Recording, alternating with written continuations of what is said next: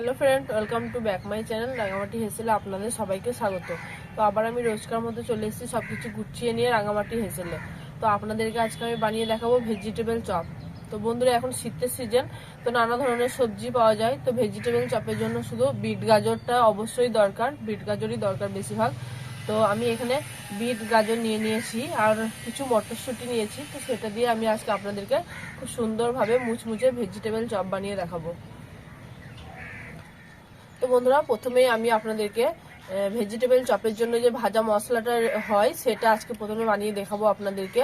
যে ভেজিটেবল চপের জন্য ভাজা মশলাটা আমি কি কি নিয়েছি আর কীরকম ভাবে আমি বানাচ্ছি সেটা আপনারা দেখুন। তো বন্ধুরা, ভাজা মশলা রেডি করার আগে আমি প্রথমে দুটো শুকনো লঙ্কা নিয়েছি, সেটা দেবো, কারণ শুকনো লঙ্কা গরম হতে অনেক সময় লাগে। তো প্রথমে শুকনো লঙ্কাটা একটু গরম করে নেবো।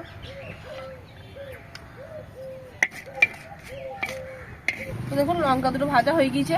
এবারে আমি কিছু গোটা মশলা দিয়ে দিচ্ছি। এর মধ্যে আছে গোলমরিচ, তেজপাতা, দারচিনি, লবঙ্গ, এলাচ।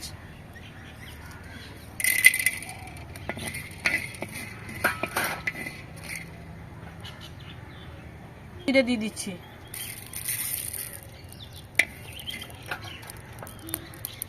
গোটা ধনে দিচ্ছি। মৌরি দিয়ে দিচ্ছি। তো খুব ভালোভাবে আমাকে গরম মশলাটাকে ভেজে নিতে হবে। মশলাগুলো ভাজা হয়ে গিয়েছে, আমি নামিয়ে নিচ্ছি।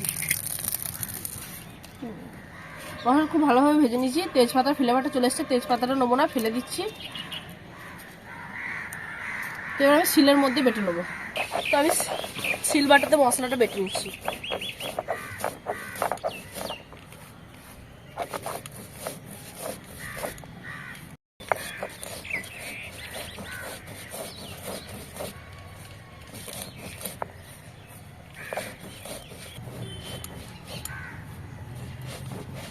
তো দেখুন, ভাজা মশলাটা রেডি হয়ে গিয়েছে।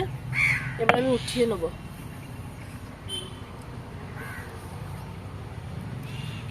তো আমার খুব একটু বেশি ভাজা হয়ে গেছে মশলাটা। তো আপনারা এতটা ভাজবেন না, একটু লালচে লালচে রাখবেন, কারণ আমার উনুনে প্রচন্ড আঁচ চলে এসেছিল। তো খুব বেশি ভাজা হয়ে গেছে তার জন্যে। এবার ভেজিটেবল চপের মশলাটা বানিয়ে নেবো। তো প্রথমে সর্ষে তেল দিয়ে দিচ্ছি।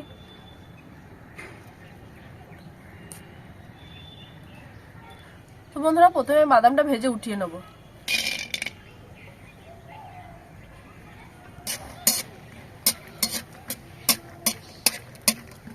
তো দেখুন, লাল লাল করে ভেজে নিচ্ছি। তারপরে উঠিয়ে আমি খোসাগুলো ছাড়িয়ে নেব। বাদামগুলো ভাজা হয়ে গেছে, এবার আমি উঠিয়ে নিচ্ছি।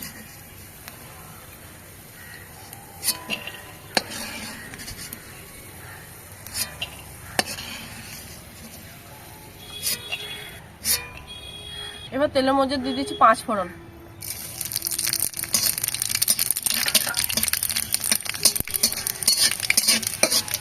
এবার দিয়ে দিচ্ছি আদা আর কাঁচা লঙ্কা কেটে রাখা। কুচি করে কেটে রেখেছিলাম কাঁচা লঙ্কাটা, সেটাই দিয়ে দিলাম আদার সাথে।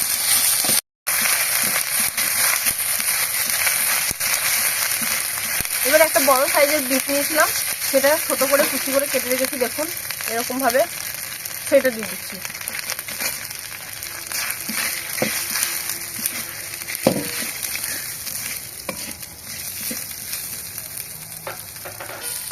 আর দুটো ছোট সাইজের গাজর নিয়েছি, সেটা কুচি করে কেটে রেখেছি, সেটা দিয়ে দিচ্ছি। দেখুন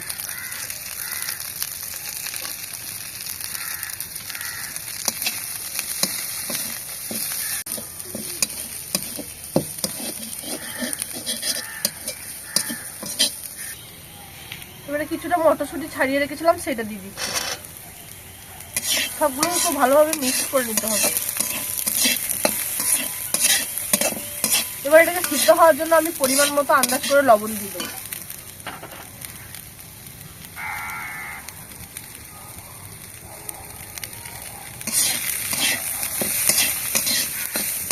তো লবণ দিয়ে খুব ভালোভাবে নেড়ে চেড়ে নিলাম বন্ধুরা। তো এবারে একটু জল দিয়ে এটাকে আমি ঢেকে দেবো।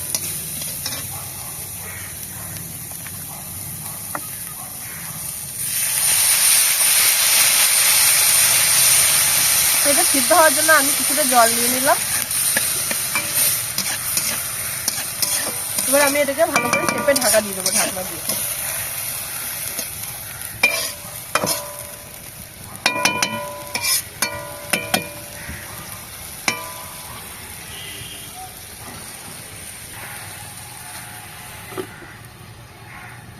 দেখুন ঢাকাটা এবার আমি খুলে নিচ্ছি। তো জলটা অনেকটা মরে গিয়েছে, এবার একটু নেড়ে চেড়ে নেবো ভালো করে। দেখুন বিট গাজর সিদ্ধ হয়ে গেছে খুব ভালোভাবে। মটরশুঁটিটা দেখুন লাল লাল হয়ে গিয়েছে, কারণ বিটের তো জানেন খুব সুন্দর একটা কালার বের হয়, তো তার জন্য বিটের সাথে সব সবজি লাল হয়ে যায় যাই দেবেন। তো এবার আমি এখানে দেখুন 4টে আলু সিদ্ধ করে রেখেছিলাম সেইটা দিয়ে দিচ্ছি। তো আমি ঠেসে নিইনি, কারণ এখানে আমি ঠেসে নেবো ঠিক। আপনারা চাইলে আগে থেকে এটাকে ঠেসে রাখতে পারেন আলুটাকে।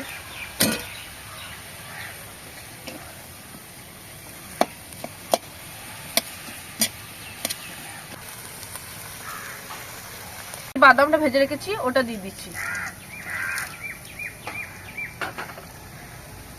যে ভাজা মশলাটা আমি বানালাম সেটা দিয়ে দিচ্ছি।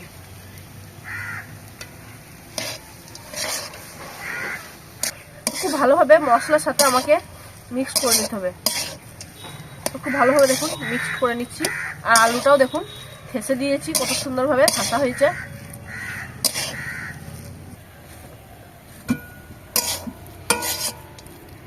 দেখতেই পাচ্ছেন চপের মিক্সচার রেডি হয়ে গিয়েছে। কড়াই থেকেও ছেড়ে যাচ্ছে, দেখতে পাচ্ছেন উঠে যাচ্ছে কড়াই থেকে, কড়াইয়ে লেগে যাচ্ছে না। তো এবার আমি নামিয়ে নেব।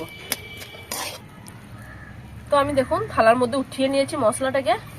চপের মশলাটা কত সুন্দর হয়েছে, কত সুন্দর কালার এসছে দেখুন। তো আমি একটু ঠান্ডা করে নেবো এটাকে।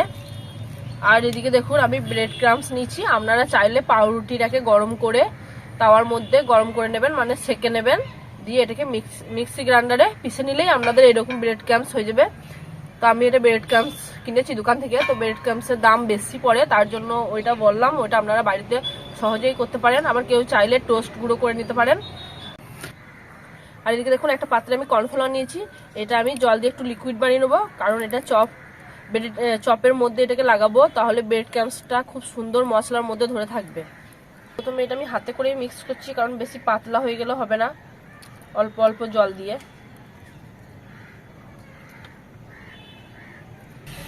তো লিকুইডটা এরকমই থাকবে, খুব বেশি পাতলা করব না, না হলে মশলার মধ্যে লাগবে না, তাহলে ব্রেড ক্রাম্বসটাও খুব একটা ভালো ধরবে না।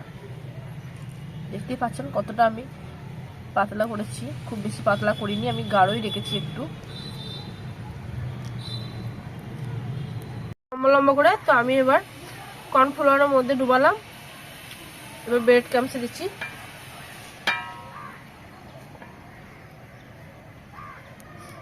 তো বন্ধুরা এরকম করে হাতে করে একটু লম্বা লম্বা করে নেবেন। তারপর কর্নফ্লাওয়ারের মধ্যে ডুবাবেন প্রথমে, তারপর ব্রেড ক্রাম্বসে দিবেন। আর বাঁ হাতে করে কিন্তু ব্রেড ক্রাম্বসটা লাগাবেন, আর ডান হাতে করে যদি লাগাতে চান ভিজে হাতে, তাহলে কিন্তু খুব ভালো ব্রেড ক্রাম্বস লাগবে না, আর ব্রেড ক্রাম্বসে জলটা পড়লে ব্রেড ক্রাম্বসটা নষ্ট হবে। তো আমি ডবল কোটিং করব, তার জন্য আর একবার দিয়ে দিলাম কর্নফ্লাওয়ারে।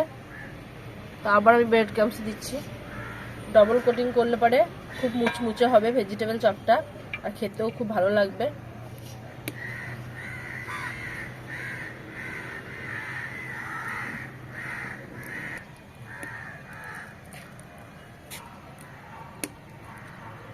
তো প্রত্যেকটা ভেজিটেবল চপে আমি এইভাবে ডবল কোটিং করে নেব।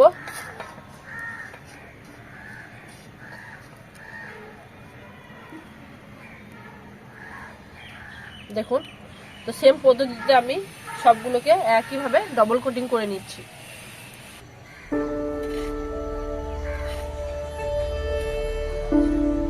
তো দেখুন তেল গরম হয়ে গিয়েছে, তো আমি এক একটা ভেজিটেবল তেলের মধ্যে দিয়ে দিচ্ছি।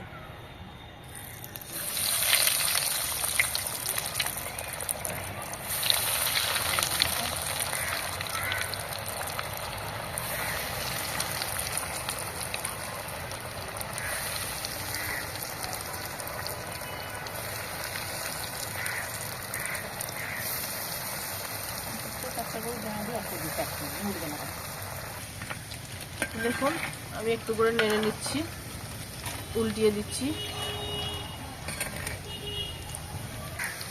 তো বন্ধুরা দেখুন ভেজিটেবল চপটা কত সুন্দর হয়েছে। তো আমি এবারে উঠিয়ে নিচ্ছি বন্ধুরা।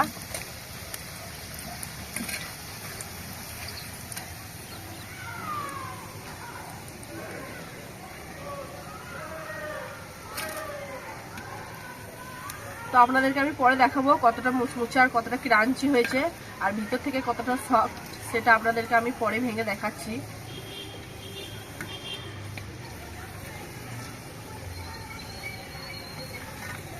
তো এরকম ভাবে আমি সব চপগুলো ভেজে নেব।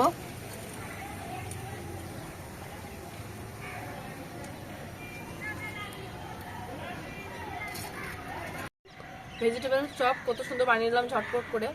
তো দেখুন কত সুন্দর হয়েছে দেখতে, দেখুন কতটা মুচমুচে হয়েছে, আওয়াজ পাচ্ছেন। তো ভেঙে দেখাচ্ছি কতটা,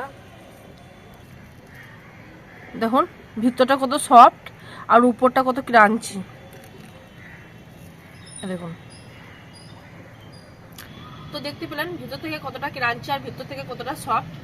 তো কত সুন্দরভাবে পারফেক্ট একদম ঘরোয়া পদ্ধতিতে ভেজিটেবল চপ বানিয়ে নিলাম। আপনারাও এইভাবে বানান, এই শীতের সময় বিট গাজর সব সবজি ভালো পাওয়া যায় তাজা তাজা।